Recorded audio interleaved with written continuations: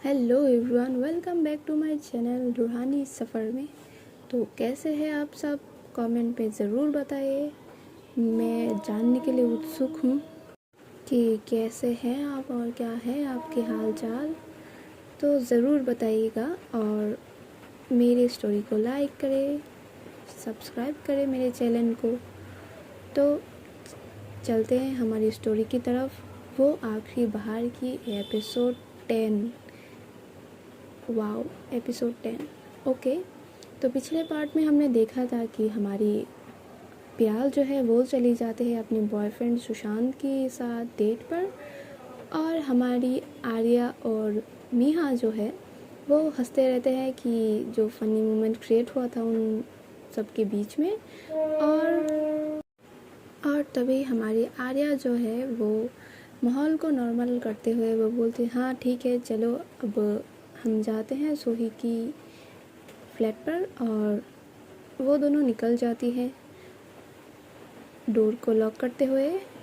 और अब चलते हैं हम सोही और आरोही के पास, जहाँ पर सोही तो सुबह सुबह उठी जाती है 7 बजे तक। वो उठकर जाती है, मुंह हाथ धोती है, फ्रेश होती है और जाती है किचन में। और जाके देखती है कि वहाँ पर नाश्ते के लिए ऐसा कोई चीज़ नहीं थी। तो वो क्या करती है, अपनी बैग से थोड़ा सा पैसे लेती है और उनकी बिल्डिंग के साइड में ही एक सुपर शॉप की टाइप कुछ था। तो वो वहाँ पर जाती है और जाके ब्रेड, दूध का पैकेट और थोड़े अंडे ले लेती है, क्योंकि वो जानती थी कि मेहा और प्याल जो है वो उन दोनों के साथ ही ब्रेकफास्ट करेंगी। पर वो नहीं जानती थी कि प्याल जो है वो ऑलरेडी डेट के लिए चली गई थी। तो वो उन चारों के लिए ही ब्रेकफास्ट की चीज़ें लेती हैं। और वो वो आर्या को थोड़ा सा अंडर एस्टिमेट कर देती है कि वो तो नहीं आएंगे लगता है, तो ऐसा टाइप। तो हमारी जो सोही है वो तो खेलते कूदते वो जाती है, और उसे तो भनक भी नहीं है कि हमारी जो आरोही है वो उसके सब मेडिसिन वो देख दुख कर वो सब चेक चुक करके वो सोई थी रात को गुस्से में, और उसके ऊपर कौन सा बम फटेगा उसका उसे कोई इल्म ही नहीं था। तो वो तो जाती है खुश मिजाज कि आहा, आज तो मेरी बेबी के साथ मुझे नाश्ता करने को मिलेगा सुबह सुबह। तो वो जा रही थी सब सोचते सोचते, और वो सोच ही रही थी कि अभी जाऊंगी, जाके देखूंगी कि मेरी आरू बेबी उठी नहीं, और मैं उसे प्यार से उठाऊंगी और हमारे थोड़े कोजी कोजी मोमेंट तो होंगे ही शायद। ये सब सोचते सोचते वो जाती है और जाके देखती है कि हमारी जो आरोही है वो अपनी घर की दरवाज़े ओपन करते हुए अपनी हाथें फोल्ड करते हुए वो खड़ी ही थी उसके सामने।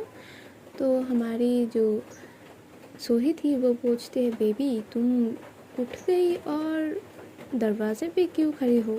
मैं तो जस्ट नीचे ही गई थी ना।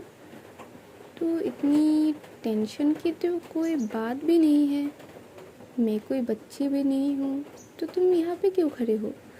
तो हमारी जो प्यारी सी आरू है वो बोलते हैं, हाँ हाँ बोलूँगी, बताऊँगी, और तुमसे तो मुझे बात भी करनी है, चलो अंदर चलो। तो वो चली जाती है मुड़कर, और हमारी तो सोही के हाथ पे तो वो बहुत सारी चीज़ थी।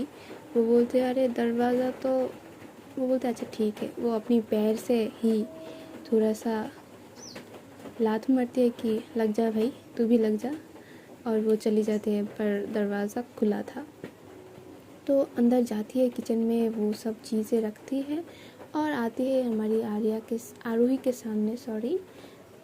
तो आते हुए वो बोलते हैं, हाँ बेबी बोलो क्या बात है, बताओ, करेंगे हम बातें।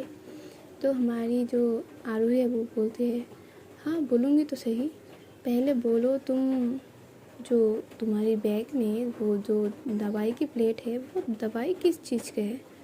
तो तभी हमारी जो सोही है उसकी चेहरे की हवाइयाँ उड़ जाते हैं कि तुमने मेरे बैग को चेक किया था क्या? तो हमारी आरोही बोलते, नहीं, मैंने तुम्हारी बैग चेक मेरे मर्ज़ी से नहीं की थी। तुमने ही कल बोली थी नींद में कि तुम दवाई लेती हो कुछ, तो मैंने चेक किया कि किस टाइप की दवाई लेती हो कि तुम इतनी जल्दी सो गई। तो तभी मुझे पता चला कि तुम डिप्रेशन और नींद की दवाई ले रही हो। तो किस चीज़ का डिप्रेशन है तुम्हें? किस चीज़ की वजह से तुम इतनी बुरी हालात में हो कि तुम्हें डिप्रेशन की दवाई लेने पड़ रही है, बताओ। तो तभी हमारी जो सूही है वो बोलते हैं, अरे ऐसा कुछ नहीं है, ये ऐसे ही। तो हमारी आरोही भी बोलती है कि ऐसे ही? डिप्रेशन की दवाई तुम ऐसे ही ले रही हो? ये चॉकलेट समझा है क्या जो ऐसे ही तुम ले रही हो सोही? मुझे क्या तुम बेवकूफ़ समझती हो? मैं क्या पढ़ाई लिखाई नहीं करती, तुम ये समझती हो? तो तभी हमारी सोही बोलते, अरे बेबी ऐसा भी तो कुछ नहीं, तुम शांत हो जाओ, ऐसा भी कुछ नहीं है, ये तो ऐसे ही ले रही हूँ मैं। तभी हमारी जो आरोही है वो चिल्लाते हुए बोलती है कि हाँ, अब तुम मुझे समझाओगे कि नींद की दवाई और डिप्रेशन की दवाई वो लोग ऐसे ही लेते हैं, है ना? पागल तो समझे रखे हो। बताओ क्या हुआ है तुम्हें, ये मुझे बताओ। मुझे तुमसे इस जवाब के अलावा दूसरी कोई चीज़ तुमसे मुझे सुनना ही नहीं है सोही। तुम्हें हुआ क्या है और तुम किस चीज़ के लिए इतनी परेशान हो वो मुझे बताओ। तो सोही भी बोलते, अरे कुछ है नहीं, तुम ऐसे ही इतनी पैनिक कर रही हो। तभी हमारी आरोही भी बोलती है, हाँ पैनिक कर रही हूँ ना, अब बताओ बात क्या है वो मुझे बताओ। और सोही समझ लो, झूठ मैं सुनूंगी नहीं और उल्टी सीधी बात तुम करोगी नहीं। सीधा पॉइंट में आओ और मुझे बताओ कि बात क्या है, किस चीज़ के लिए तुम ये दवाई ले रही हो। मैं और ज़्यादा कुछ नहीं सुनना चाहती। अगर तुम मुझे नहीं बताओगी तो मैं तुम्हारी पापा को ये जाके बोल दूँगी, और तुम जानती हो कि मैं ऐसा स्टेप ले सकती हूँ, तो तुम बताओ मुझे। तो सोही बोलती है, अरे कुछ नहीं है यार, क्यों इतना ज़िद कर रही हो?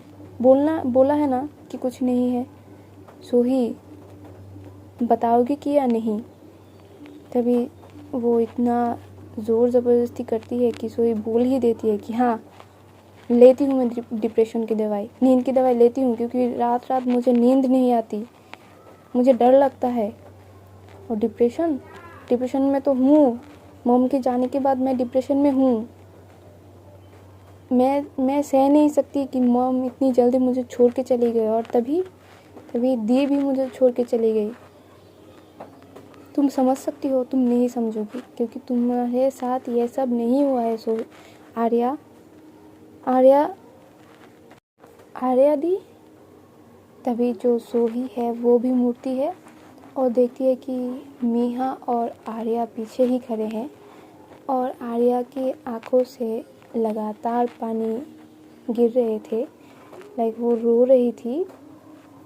तभी आर्या आती है, लाइक कुछ वो दौड़ के ही आती है, और वो आते ही जो हमारी सोही को है वो हक कर लेती है कि, और इतनी रोती है कि वो पूछती है कि सोही तुम्हें कुछ हुआ है? तुम इतनी क्यों डिप्रेशन में चली गई हो? तो तभी हमारी सोही को, छोड़ो मुझे, तुम्हारे साथ मुझे कोई बात ही नहीं करनी, और तुम क्यों यहाँ आई हो? तो हमारी जो आर्या बोलते हैं, सोही बताओ तुम्हें प्रॉब्लम क्या है, तुम्हें ऐसा क्यों डिप्रेशन की क्यों दवाई ले रही हो? तो तभी सोही बोलते, छोड़ो तुम मुझे, मैं तुम्हारी हिम्मत कैसी हुई, तुम मुझे हक क्यों करी हो? छोड़ो तुम और जाओ यहाँ से, मुझे तुमसे कोई बात ही नहीं करनी। तो हमारी जो आर्या है वो तो छोड़ती ही नहीं है, और वो उसे बहुत कस के हक करती है। वो बोलते, बताओ ना सोही, तुम्हें हुआ क्या है? तुम किस लिए? और माँ के जाने के बाद तुम डिप्रेशन में इतनी टाइम तक? सोही तुम मुझे बताओ। तो तभी सोही जो है वो उसकी हाथ को झटकते हुए, लाइक उसके हाथ को छुड़ाते हुए बोलते, सुनना क्या चाहती हो? मैं डिप्रेशन में क्यों हूँ? तो सुनो, तुम अकेले नहीं हो जो अपनी माँ से बिछड़ी है। मैं भी हूँ, मेरी भी माँ मुझे छोड़ के चली गई है। तुम अकेले ही नहीं हो, मैं भी अपनी माँ से प्यार करती थी। और तुमने क्या किया? माँ चली गई तो तुम भी हमें छोड़ के चली आई, है ना? अब आई हो तुम हमें तुम्हारी प्यार दिखाने के लिए। मुझे नहीं चाहिए तुम्हें तुम्हारा प्यार। तुम रखो अपना प्यार अपने पास। तुम जानती हो हमारे डैड की हालत क्या है? तुम कैसे जानोगी? तुमने तो पूछा ही नहीं डैड के बारे में।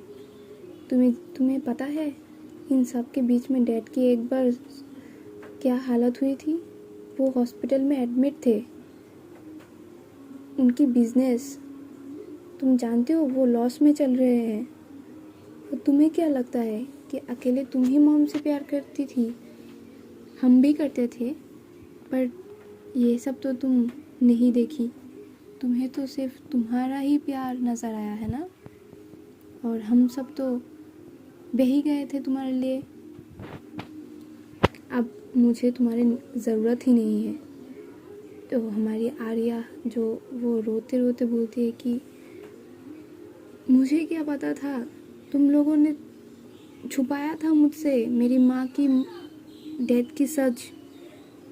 डैड ने एक बार भी पूछा कि बेटा ऐसा ऐसा हालत है, क्या करूं?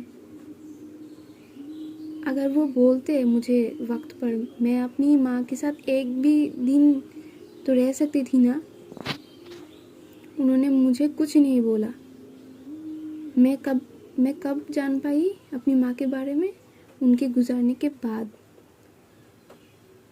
मैं उनको जिंदा देख भी नहीं पाई सोही। हाँ तो मैं क्या था अपनी माँ के साथ तब? मैं भी तो नहीं थी। तुम्हें इतना दुख हो रहा है, मैं समझती हूँ कि हमारे दुख, और हमारे दुख का क्या? आपने तो कुछ भी नहीं देखा दी। आप सिर्फ छोड़ गए हमें। और आप चाहती क्या हैं? अब हम आपके साथ नॉर्मल बिहेव करें इतनी सब होने के बाद? नहीं दी, ये तो पॉसिबल नहीं है।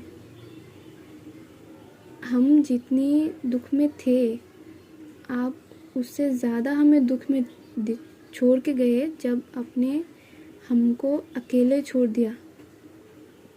आपके जाने के बाद डैड हॉस्पिटलाइज हो गए थे।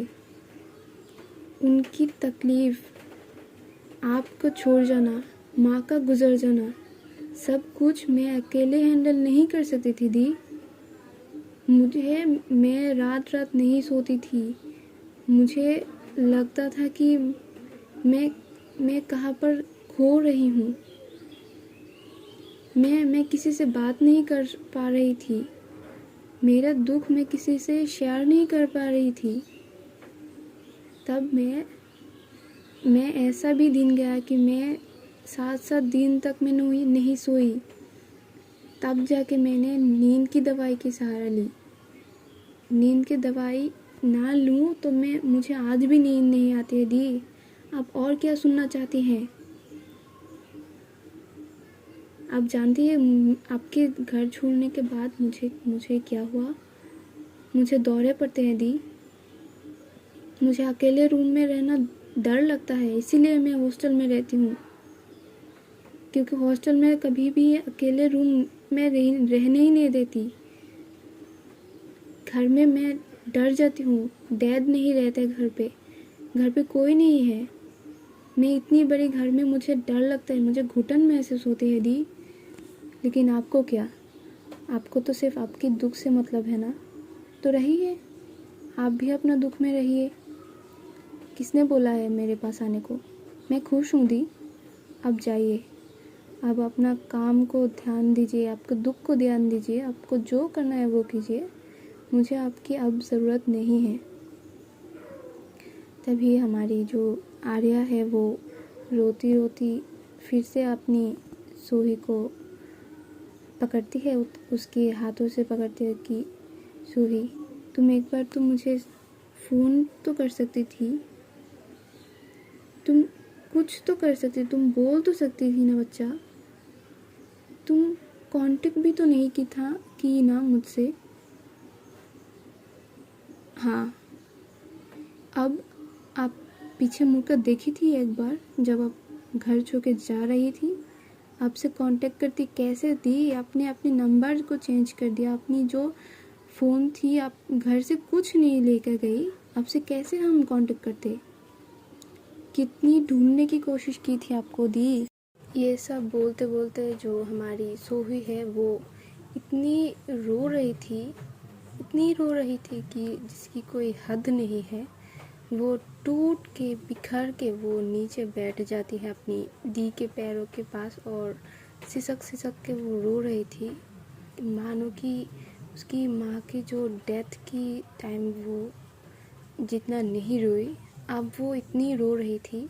और ये सब देखकर हमारी आर्या वो भी नीचे बैठ के उसे हक करके इतनी रोती है, इतनी रोती है कि जिसकी कोई हद नहीं है। वो दोनों टूट के, लिटरली टूट के रो रही थी। और इन दोनों को रोते देख हमारी आरोही और मीहा वो दोनों भी रोने लगते हैं। मतलब वो दोनों ऐसे रो रहे थे कि मानो उनकी माँ जिस दिन गुज़र गई थी वो दिन वो फिर से जी रहे हैं, इतना रो रहे थे वो दोनों।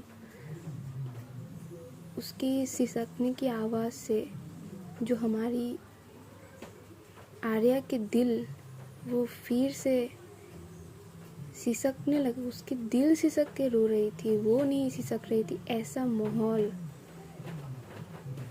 मैंने जो देखे वो भी रो दे, ऐसा माहौल उन दोनों बहनों ने क्रिएट कर दिया था रोते रोते।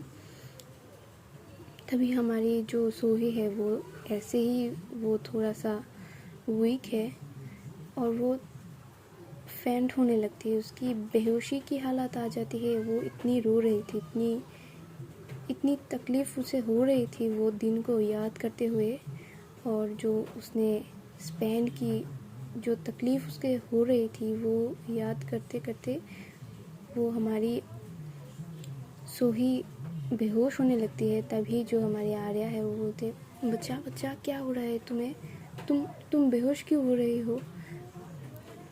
आरोही आरोही थोड़ा सा पानी लाओ, आरोही थोड़ा सा पानी लाओ प्लीज़, जल्दी जाओ आरोही। तो आरोही भी दौड़ के जाती है किचन की तरफ और हमारी आर्या वो उसे गाल में थपथपा रही है कि सोही सोही बेहोश मत हो, बच्चा बच्चा बच्चा बेहोश मत हो, दी यही है, सोही सोही। तो तभी हमारी मीहा भी दौड़ के आती है और वो बोलती है, सोहिदी सोहिदी सोहिदी बेहोश मत हुई, बेहोश मत हुई सोहिदी। और वो उसका हाथ रब करने लगती है। तो इसकी हालत इतनी ख़राब देख के हमारी जो आरोही है वो भी पानी का ग्लास लाती है और आर्या को देती है। और आर्या जो इतनी पिसक गई थी अपनी सोही को देखकर, वो और ज़्यादा रोने लगती है और उसके मुंह में पानी का छींटा दे रही थी। और लगातार छींटे देने के बाद भी वो होश में आ नहीं रही थी। वो अपनी आंखें जस्ट बंद कर रही थी। इतनी ख़राब उसकी हालत हो गई थी कि सब देख के इतना घबरा जाते हैं कि इसको क्या हो रहा है। और हमारी आर्या वो रोते रोते उसका आंखें इतनी लाल हो गई थी और वो इसी हालत में भी उसे सोही को मुंह में छींटा दे रही थी पानी की। और मानो उसका दिल इतना तकलीफ़ में था, वो उसको मानो उसका दिल भारी आ जाएगा, इतना तकलीफ़ उसे हो रही थी। और वो जस्ट प्रे कर रही थी, भगवान इसको कुछ मत हो, उसको कुछ मत हो। और उसके आइस में पानी का छींटा दे रही थी। तो गाइस आज की पार्ट यही तक। कल जानेंगे आगे क्या होती है इन दोनों को, कैसे इन दोनों की जो गलतफहमी है वो मिटती है या नहीं मिटती, सोही उसको माफ़ करेगी या नहीं, देखेंगे आगे के पार्ट में। और तब तक मेरे साथ रहिए, मेरी स्टोरी को लाइक कीजिए, कमेंट करके बोलिए मुझे कैसे लगा आप सबको मेरी स्टोरी, और प्लीज़ सब्सक्राइब कीजिए क्योंकि बहुत ही लो है मेरी सब्सक्राइब। प्लीज़ सब्सक्राइब करो यारो। तो तब तक अच्छे रहिए, खाते पीते रहिए, टाटा बाय बाय।